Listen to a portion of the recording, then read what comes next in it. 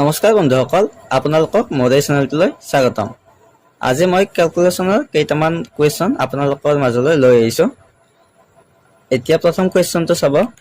প্ৰথম কুৱেশ্যন দিছে আপোনাৰ ৰুট 45 মাইনাছ ৰুট 20। এইটোৰ মান কিমান সুধিছে। এতিয়া চাব, ইয়াতো আমি বৰ্গমূল ভাঙিব নোৱাৰোঁ বা এইটোতো নোৱাৰোঁ, গতিকে আমি এনেকুৱা ধৰণৰ কুৱেশ্যন কেনেদৰে কৰিম। আমি এতিয়া সমান চিন দি আমি ৰুট 45 মানে লিখিব পাৰোঁ 9 ইনটু 5 মাইনাছ ৰুট 20 মানে লিখিব পাৰোঁ 4 ইনটু 5। এতিয়া চাব, এইটো ৰুট 9 পূৰণ root 5 minus root 4 minus root 4 পূৰণ ৰুট 5। এতিয়া চাব, ৰুট 9 মানে আমি জানো 9 বৰ্গমূল হ'ল আমাৰ 3 আৰু এইটো পূৰণ ৰুট 5 মাইনাছ আৰু 4ৰ বৰ্গমূল জানো আমি 2 ইনটু ৰুট 5। এতিয়া আমি এই দুটাৰ পৰা যদি আমি ৰুট 5টো কমন লওঁ, ৰুট 5 ব্ৰেকেটৰ ভিতৰত হৈ যাব আমাৰ 3। ইয়াত 3 আছিল, গতিকে 3 বিয়োগ ইয়াত 2 আছিল 2। এতিয়া চাব, ৰুট 5 পূৰণ কি হৈ যাব, 3 পৰা 2 গ'লে 1 হৈ যাব, গতিকে আমাৰ এনচাৰ কি হৈ যাব ৰুট 5। গতিকে আমাৰ এইটো কুৱেশ্যনৰ শুদ্ধ উত্তৰটো হৈ যাব ৰুট 5। গতিকে আমাৰ অপশ্যন চিটো ৰাইট হৈ যাব। এনেকুৱা ধৰণৰ কুৱেশ্যন আপোনালোকৰ এক্সামত প্ৰায় আহিয়ে থকা দেখা যায়। এতিয়া এইটো চাব, নেক্সট কুৱেশ্যনটো আমাৰ কি দিছে, root over 26 square minus 24 square. এইটোৰ মান সুধিছে, মান উলিয়াব দিছে। তাৰমানে আমি এটা ফৰ্মুলা পায়ে আহিছোঁ, এ স্কুৱেৰ মাইনাছ বি স্কুৱেৰ। এনেকৈ যদি থাকে আমাৰ ফৰ্মুলাটো কি আছিল, এ প্লাছ বি পূৰণ এ মাইনাছ বি। এই আমাৰ এইটো ফৰ্মুলা আছিল এইটো। এতিয়া আমাৰ ৰুট অভাৰটো দি দিলোঁ। এতিয়া আমাৰ চাব, এৰ জেগাত আমাৰ কি আছে 26, বিৰ জেগাত কি আছে 24। গতিকে এৰ জেগাত যদি 26 আছে, এ প্লাছ বি মানে হৈ যাব 26 প্লাছ 24 আৰু এ মাইনাছ বি মানে হৈ গ'ল আমাৰ 26 মাইনাছ 24। গতিকে ইয়াত চাব, 26ৰ লগত ৰুট অভাৰটো দি দিলোঁ। 26ৰ লগত যদি 24 প্লাছ কৰা যায়, তেতিয়াহ'লে আমাৰ কিমান হৈ যাব 50 পূৰণ ইয়াত 26ৰ পৰা 24টো বিয়োগ হ'লে আমাৰ কিমান হৈ যাব 2। গতিকে আমাৰ ৰুট অভাৰ 50ৰ লগত 2 পূৰণ কৰিলে 100। 100ৰ বৰ্গমূল আমাৰ কিমান হৈ যাব 10। গতিকে আমাৰ এনচাৰটো হৈ যাব 10। গতিকে আমাৰ ডি অপশ্যনটো ৰাইট হৈ যাব। চাওক, প্ৰথমতে কিমান কঠিন যেন লাগিছিল, কিন্তু পিছত আমাৰ একদম সহজতে ওলাই গ'ল এনচাৰটো। এতিয়া নেক্সট কুৱেশ্যনটো চাব, এইটো চাব। ইয়াত আমাৰ কি দিছে, আমি কুৱেশ্যনটো প্ৰথম লিখি লৈছোঁ, ৰুট 3k। কেটো আমাৰ ভিতৰত আছে, plus root 18 minus root 98 equal 50। এতিয়া আমাক এইটো যদি ইমান হয়, কেৰ মান কিমান সুধিছে, আমাক কেৰ মানটো উলিয়াব দিছে। তাৰমানে এতিয়া চাব, আমি কি কৰিব লাগিব,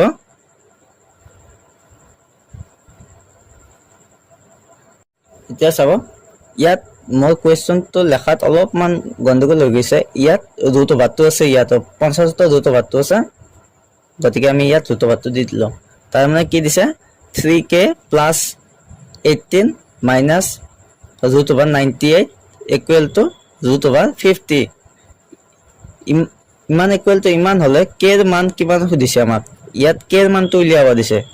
গতিকে এইবাৰ চাব, আমি কি কৰিব পাৰোঁ, ৰুট অভাৰ 3kটো আমি ভিতৰত লিখিলোঁ, প্লাছ 18টোক আমি লিখিব পাৰোঁ 9 ইনটু 2 মাইনাছ 98টোক লিখিব পাৰোঁ 49 ইনটু 2 ইকুৱেল টু 52 লিখিব পাৰো 25 into 2 এতিয়া আমাৰ চাব ইয়াত 3k টো এনেকৈ লিখি 3k টো আমি তেনেকৈ ৰাখিছো plus √9 into √2 minus √49 into √2 equal to √25 into √2 এতিয়া চাব √3k টো আমি তেনেকৈ ৰাখি আছো প্লাস √9 মানে কি হৈ যাব আমাৰ 3 √2 minus ইয়াত হ'ব √49 মানে 7 √2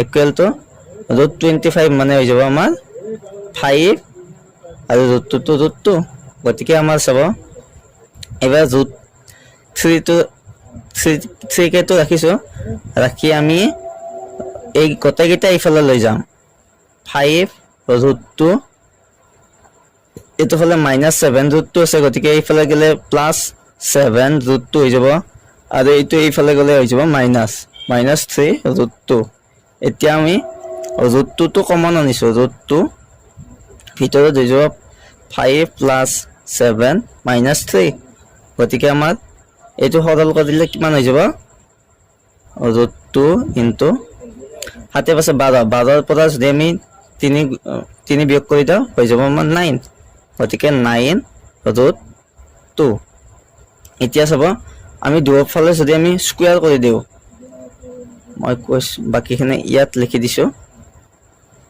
এতিয়া চাব √3k চাব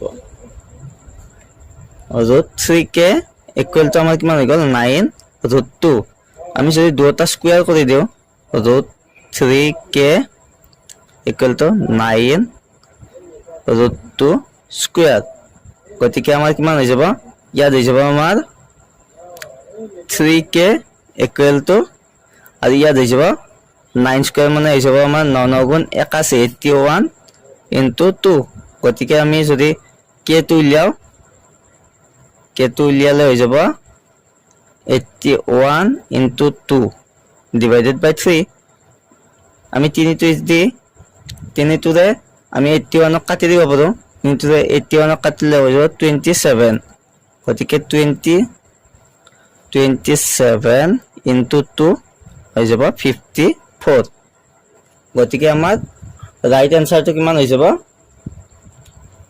ৰাইট আনসাৰটো হৈ যাব আমাৰ 54 গতিকে আমাৰ অপশন বি টো আমাৰ ৰাইট হৈ যাব এনেকুৱা ধৰণৰ কোৱেশ্চন আহিলে আপোনালোকে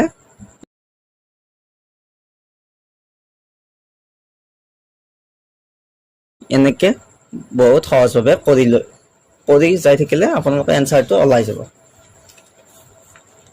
এতিয়া 4 নম্বৰ কোৱেশ্চনটো আহিছে চাব 4 নম্বৰটো কি দিছে আপোনাৰ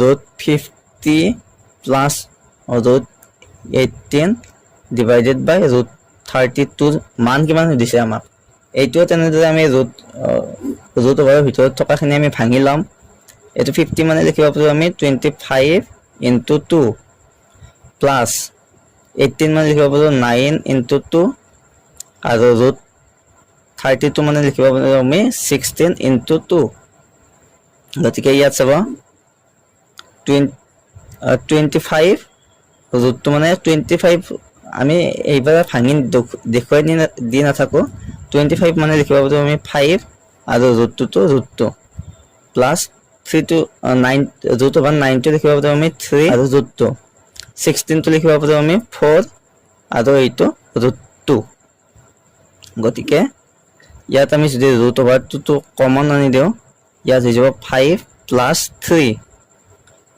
আৰু ইয়াত তলত হৈ যাব আমাৰ 4 √2 টো কাটা গল গতিকে ওপৰত হৈ যাব 8 আৰু তলত হৈ যাব 4 গতিকে আমাৰ 4 ৰে যদি 8 হৰণ কৰো আমাৰ কি হৈ যাব 2 গতিকে আমাৰ শুদ্ধ উত্তৰটো হৈ যাব 2 গতিকে আমাৰ অপচন সি 2 টো ৰাইট হৈ যাব এতিয়া 5 নম্বৰ কোৱেশ্চনটো আহিছে এইটো চাব এইটো ঠিক আগৰটো নিচিনা কয় ইয়াত কি দিছে √17 স্কয়াৰ -15 স্কয়াৰ এইটো মান কিমান দিছে আমাক এইটো আগৰটো নিচিনা a square minus b square equal to কি আছিল ফৰ্মুলাটো a plus b a minus b এইটো ফৰ্মুলাত বহুৱাই আপোনালোকে ইয়াৰ মানটো উলিয়াই লৈ এনচাৰটো কিমান ওলায় আপোনালোকে কমেণ্ট কৰি জনাই দিব গতিকে এইটো হোমৱৰ্ক হিচাপে থাকিল আজি